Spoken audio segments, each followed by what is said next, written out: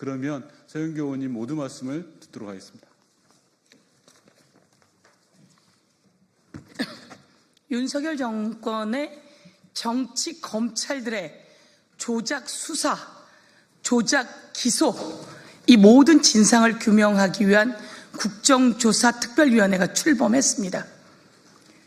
온 대한민국 국민의 시선이 집중되었습니다.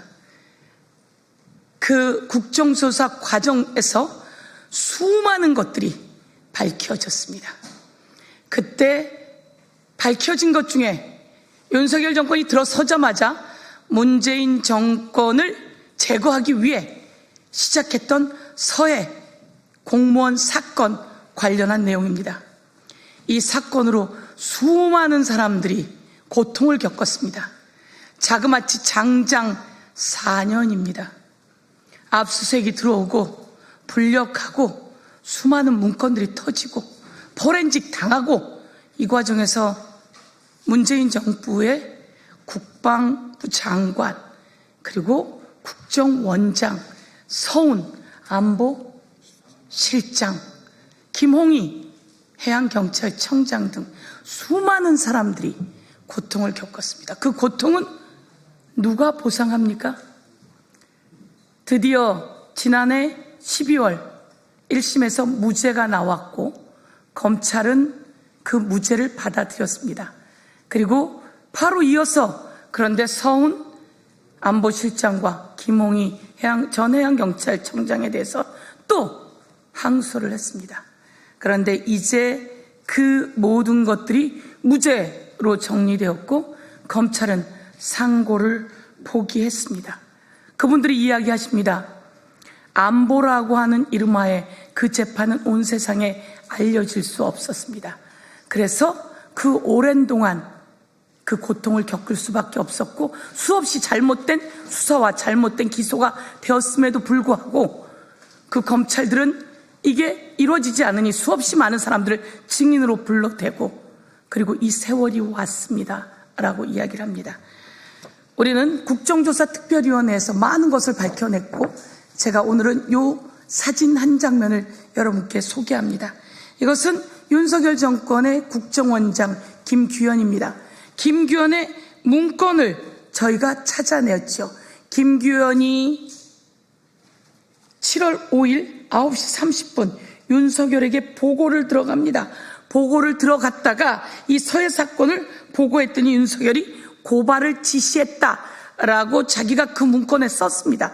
우리가 이 문건을 찾아냈고 김규현에게 직접 물었더니 하는 말, 대통령이 고발 지시할 수 있다라며 드디어 그 사람의 발언으로 윤석열의 지시에 의해서 서해 공무원 사건이 수사되었다라고 하는 것을 국정조사특별위원회에서 밝혀냈고 오늘 그 문건을 다시 한번 여러분에게 보여드리고자 합니다. 그리고 또 한 가지가 있습니다. 노은채 국정원 당시 1차장인가요? 국정원 차장의 이야기를 한번 보도록 하겠습니다. 이것이 어떻게 수사가 조작 기소되었는지를 한 번 더 사례를 아까 말한 윤석열의 하명 수사였다고 하는 말씀을 드리고 이 노은채 관련한 압수수색 영장입니다. 22년 8월 12일 날 압수수색 영장이 발부돼서 노은채를 다 압수수색해 갑니다. 그런데 이 압수수색 영장에는 뭐라고 써 있냐면 노은채를 불러서 조사하는데 노은채가 기억이 안 난다며 답변을 제대로 못한다. 그래서 압수수색 영장이 필요하다라고 압수수색 영장에 써 있습니다. 그게 8월 12일입니다. 그런데 중요한 건 노은채는 8월 12일 전에 수사를 받아본 적이 없습니다. 노은채는 9월 1일 첫 수사를 받은 겁니다. 그런데 압수수색 영장에는 이재명 대통령 때 거짓 압수수색 영장과 똑같이 여기서도 압수수색 영장이 거짓말로 들어있다는 것을 우리가 국정조사 때 밝혀냈고 이번 기회에 한 번 더 알려드립니다.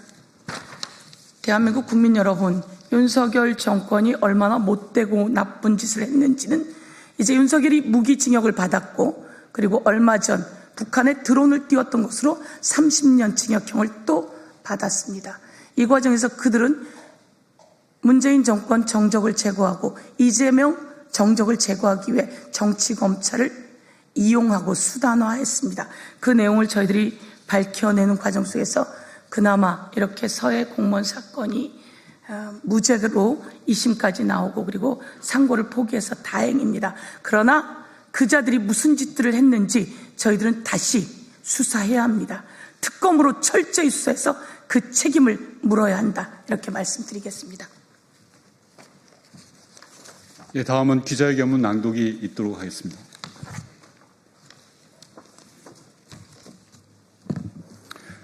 서해 사건 무죄 판결로 확인된 윤석열 정권의 정치검찰 조작기소 끝까지 진실을 밝혀내겠습니다. 서해 공무원 피격 사건 관련 2심 무죄 판결을 검찰이 받아들여 상고를 포기했습니다. 너무나 당연한 결과를 확인하기까지 너무 오랜 시간이 걸렸습니다. 너무 많은 사람들이 고통을 받았습니다. 너무 깊은 상처가 우리 사회에 남았습니다. 한 가지 분명히 짚을 것은 이제와 상고를 포기한다고 검찰의 죄가 사라지는 건 아니라는 점입니다. 사실을 왜곡하고 진술을 조작하고 끝내 없는 죄를 만들어내는 돌격대가 되었던 윤석열의 감사원과 국정원도 마찬가지입니다. 서해 공무원 피격 사건은 윤석열이 지시하고 유병호 전 감사원 사무총장이 앞장서고 김규현 전 국정원장이 장단을 맞추고 검찰이 확인 사살을 한 전형적인 조작 기소 사건입니다. 애초 국방부는 사건 당시 수집한 SI 첩보에 대한 정보 분석 결과는 틀리지 않았으며 달라진 건 없다고 했지만 윤석열 정권의 입맛대로 문재인 정부의 발표가 거짓이었던 것처럼 몰아갔습니다. 국정원은 그대로 남아있는 SI 첩보를 없다고 우기며 자신들이야말로 거짓말을 천연석스럽게 했습니다.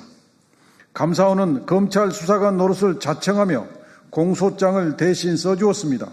사건 당시와 달라진 팩트가 아무것도 없는데 결론만 바꿨을 뿐이었습니다. 검찰은 이미 지시받은 대로 결론부터 정해놓고 묻지마 기소를 단행했습니다. 이것이 윤석열의 조작 기소의 반복된 패턴이었습니다.